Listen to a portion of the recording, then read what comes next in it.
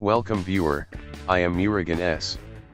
This video tutorial describes how to disable driver updates in Windows Update. Type GP Edit in Windows search bar. Click Edit Group Policy.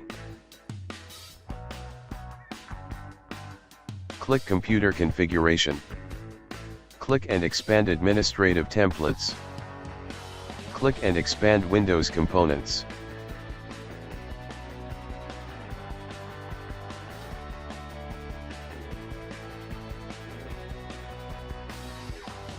Click Windows Update. Click to open Do not include drivers with Windows updates.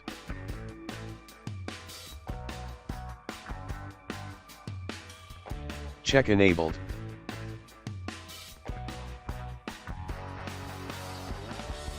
Click Apply, OK. Close and exit Group Policy Editor.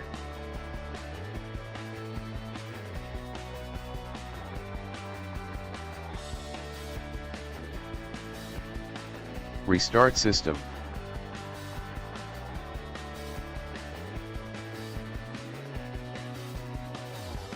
Thanks for watching. I hope this video tutorial helps to solve the problem.